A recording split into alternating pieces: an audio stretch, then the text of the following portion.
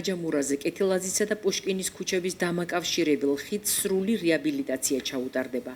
პროექტის ფარგლებში მთლიანად შეიცვლება ხიდის იერსახე, განახლდება ხიდის საყრდენი ბურჯი, მისი სავალი ნაწილი, როგორც ავტოტრანსპორტით მოსარგებლეთათვის, ასევე ქვეითებისთვის, დამონტაჟდება განათების სისტემა. პროექტი სახელმწიფო ბიუჯეტიდან ფინანსდება. ხიდის რეაბილიტაციისთვის 864,000 ლარი დაიხარჯება. სამუშაოებს შეპესე აისბერგი 24 ოქტომბრის ბოლოსთვის დაასრულებს. მერის ინფორმაციით, რეაბილიტირებული ხიდი არსებითად გააუმჯობესებს მოძრაობის უსაფრთხოებას. მანამდე კი სამუშაოების მიმდინარეობის ეტაპზე სრულად შეიზღუდება მოძრაობა. ამ პერიოდში ავტომანქანები მამუკ ასლანეკაშვილის სახელობის ხიდის საშუალებით ისარგებლებენ. ეს გაფორმდა ხელშეკრულება კომპანიასთან, რომელიც მას უნდა შეასრულოს კეთილაძე პუშკინის დამაკავშირებელი ხიდის რეაბილიტაცია. ეს ხიდი სრულად იქნება რეაბილიტირებული.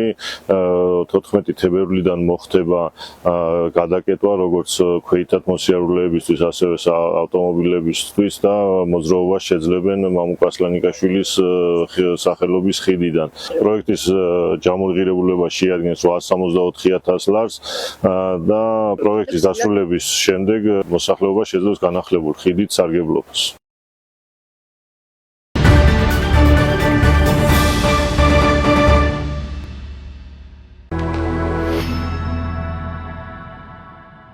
ოცდაათი წელია ზესტაფონში არსებობს ტელევიზია, როგორც მისი ყოველდღიურობის განუყოფელი ნაწილი, რომელიც ამბებსა და მოვლენებს ყვება და დროს კადრებად ინახავს.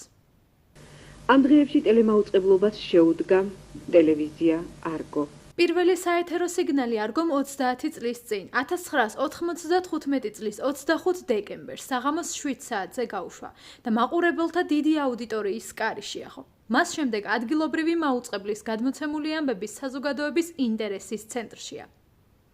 ტელევიზიის დაბადება რთულ და კონკურენტულ ვითარებას დაემთხვა, თუმცა არგომ შეძლო საკუთარი ხელწერა შეექმნა და სატელევიზიო სივრცეში ადგილი მყარად დაემკვიდრებინა. დამოუკიდებელმა მეტრულმა არხმა ეტაპობრივად გაიარა განვითარების დიდი გზა და გავრცელების არეალი სრულყო. დღეს ის 24 საათიან რეჟიმში მაუწყებლობს და ინფორმაციის სანდო წყაროდ რჩება.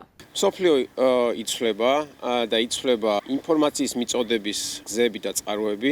გამომდინარე აქედან ჩვენი გუნდი ადგას ტრანსფორმაციის გზას მაქსიმალურად ჩვენს სოციალურ მედია მენეჯერებთან ერთად ვცდილობთ გავაძლიეროთ ჩვენი სოციალური ქსელები და ერთგვარი პლატფორმა შევქმნათ ჩვენს ბიზნეს პარტნიორებს ხმა მიაწვდინონ აუდიტორიას რათა გაზარდონ საკუთარი ბიზნესი. არგოს ეთერის მთავარი საყრდენი საინფორმაციო პროგრამა სპექტრია, რომელიც ზუსტად არგოს ხნისა. გადაცემა ეთერში დღის მანძილზე ორჯერ გადის და მაყურებელს უყვება ამბებსა და მოვლენებს, რომლებიც მათ გარშემო ხდება და ეხება მათ. სპექტრი ყოველთვის ცდილობს იყოს ობიექტური და მაქსიმალურად ახლოს ხალხთან. ჩვენ ვაშუქებთ იმას, რაც რეალურად აწუხებს ხალხს. ვცდილობთ ინფორმაცია იყოს ზუსტი, დროული და ადამიანებზე ორიენტირებული. თითოეული სიუჟეტი გადმოვცეთ ისე, რომ მაყურებელმა საკუთარ თავთან ახლოს იგრძნოს ის ამბები, რომელსაც არგოს ეკრანიდან ხედავს. ძალიან ბედნიერი ვარ, რომ ქვია ტელეკომპანია არგოს ოპერატორი. ჩემი წარმატების გზა სწორედ აქედან დაიწყო. პირველი სიუჟეტის ემოციები დღემდე არ მავიწყდება. ყოველთვის ვცდილობ ყველაფერი საუკეთესოდ გავაკეთო და ყველა სიუჟეტი ჩემთვის ძალიან მნიშვნელოვანი და ძვირფასია.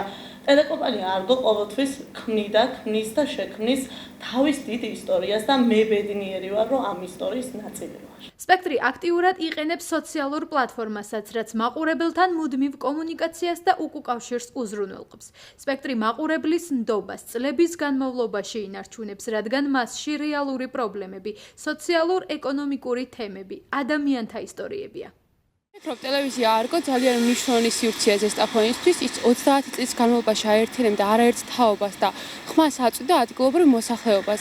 განსაკუთრებით მნიშვნელოვანია ახალგაზრდებისთვის, რადგან გვაქვს იმის იმედი და შესაძლებლობა, რომ ჩვენი თითოეული ნაბიჯი პროექტი თუ აქტივობად ჩვენს მიერ გაშუქებული იქნება და ამ ყველაფერს საზოგადოება ნახავს. ძირითადად მაინც კომპიუტერით უყურებ თქვენ Facebook გვერდს, საერთოდაც მიმაჩნია, რომ ადგილობრივი ტელევიზიები, მიუხედავად ამ დიდი კონკურენციისა, რომელიც დღეს არის სატელევიზიო ბაზარზე, მაინც ძალიან მნიშვნელოვანია, იმიტომ რომ ადგილობრივ ამბებს გაიგებთ, ისეც, რომელსაც ვერ გაიგებთ დიდი ტელევიზიებით, გისურვებთ, რომ უფრო მეტი კრიტიკული სიუჟეტი გქონოდეთ და ფინანსურადაც უფრო გამართული ყოფილიყავით.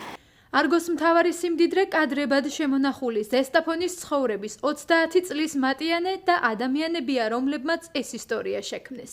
მაყურებელს კარგად ახსოვს გადაცემები თავისუფალი სექტორი, ბლიც თაიმი, პულსი, ჯანმრთელობის ფორმულა, 45 წუთი, სინემა კლუბი. სხვა პროექტები, რომლებიც ერთ დროს დისკუსიისა და განვითარების სივრცეს ქმნიდა. დღეს ისინი რესურსების შეზღუდვის გამო ეთერში აღარ გადის, თუმცა ყველა მათგანი არგოსთვის გამოცდილებად და მომავლის შესაძლებლობად რჩება. ყველა ის გადაცემა, რომელიც ჩვენ ეთერში გადიოდა, იყო მაღალ რეიტინგული და ყავდა თავისი ერთგული მაყურებელი. ტელევიზია არგოს გუნდი ყველაფერს გავაკეთებთ იმისთვის, რომ დავაბრუნოთ ეთერში ძველი გადაცემები, ასევე შევქმნათ ახალი პროდუქტი. მოვლენებსა და თემებს, რომლებიც არგომ 3 ათეული წლის მანძილზე გააშუქა, დღეს არქივი ინახავს, როგორც თანამედროვეობის ვიზუალურ მატიანეს, მისი მეხსიერების გზას, რომელიც მომავალ თაობებს უყვება, როგორი იყო ცხოვრება წლების წინ. ამასთან არქივი არის რესურსი ჟურნალისტებისთვის, ისტორიკოსებისთვის, ყველასთვის, ვისაც ზესტაფონის ისტორიის ეკრანიდან დანახვა სურს. არგოს 30 წლიან ისტორიას არაერთი ადამიანი ქმნიდა, მაყურებელთან კომუნიკაცია კი მისი დამფუძნებლებიდან დაიწყო, რომლებმაც არხის შექმნის იდეას სიცოცხლე შესწინეს. შემდეგ იყვნენ თაობები, რომლებმაც ეს საქმე სიყვარულითა და პასუხისმგებლობით გააგრძელეს. ბევრისთვის არგო პირველი ცხოვრებისეული სკოლა გახდა, სადაც ერთი ყველასთვის და ყველა ერთისთვის იდგა და იმარჯვებდა. სწორედ თაობების სიყვარული და ადგილობრივი მაუწყებლის დიდი აუდიტორიაა არგოს ზურგის ქარი. ამ 30 წლის მანძილზე ბევრი ხინი და ჭირი გამოვიარეთ. აგურ ვაშენეთ ტელეკომპანია, თვითეული დღე, თვითეული ადამიანი, რომელმაც ამ ხნის მანძილზე არგოსში თავისი წვლილი შეიტანა სიუჟეტებისა თუ განვითარების მხრივ, შესანიშნავად მახსოვს და ისტორია, რომელიც იწერება და მუზეუმი, რომელიც აუცილებლად შეიქმნება, შეინახავს ამ სახეებს. ძალიან შორს საქართველოდან სიამოვნებით უყურებ 24 საათის განმავლობაში ჩემ საყვარელ არხს. აი ასე მოვედით, ვიწყებდით პირველი საბჭოთა ვიდეო მაგნიტოფონით და დღეს ფაქტიურად ინტერნეტის საშუალებით მსოფლიოში შეგვიძლია ვნახოთ ჩვენი საყვარელი ტერიარხი. არგო ყოველთვის ცდილობდა მაყურებლისთვის მეტი ეთქვა, მეტი ეჩვენებინა, მეტი სივრცე შეექმნა. ეს სურვილი დღესაც ცოცხალია. 30 წელი იძლევა იმის თქმის საშუალებას, რომ იმედსა და რწმენაზე დაყრდნობით. ეთერი ისევ შეივსება ახალი იდეებითა და უკვე ნაცნობი, ახალი გადაცემებით.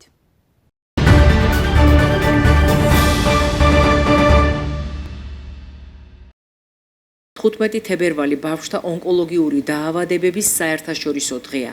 თარიღთან დაკავშირებით ჯანდაცვის მინისტრი იაშვილის ბავშვთა ცენტრალურ საავადმყოფოში იმყოფებოდა.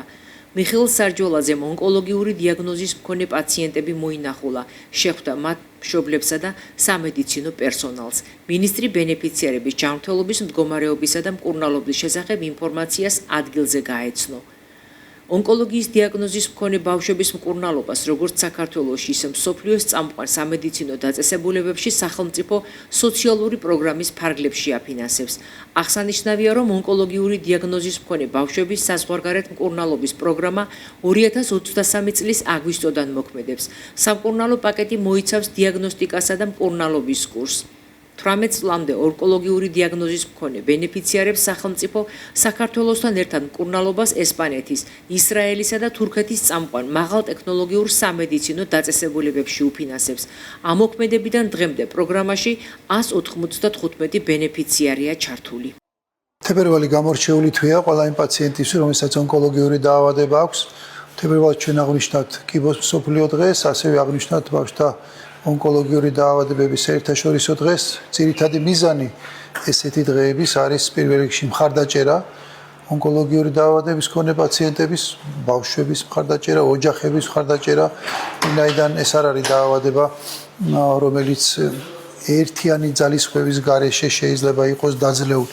არ არის აქ მხოლოდ საკმარისი მედიკამენტური მკურნალობა, აქ ძალიან დიდი მნიშვნელობა აქვს საზოგადოების მხარდაჭერას. ნებისმიერი პირი, რომელიც ხარდაჭერას გამოხატავს. იმ დღეებში რა დღეების გატარებაც ამ ბავშვებს უწევთ სამოთყოფოში არის.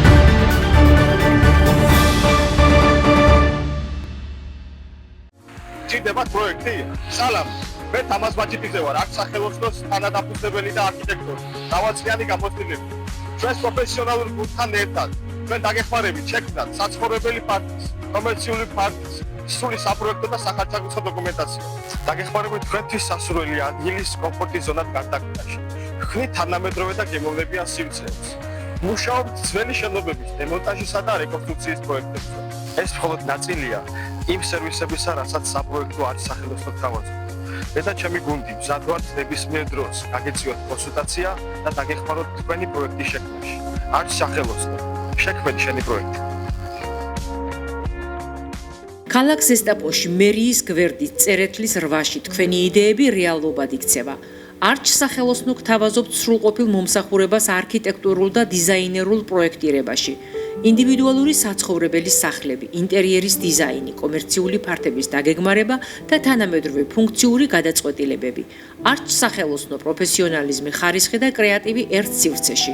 გვესტუმრეთ წერეთლის რვაში და შექმენით მომავალი დღესვე.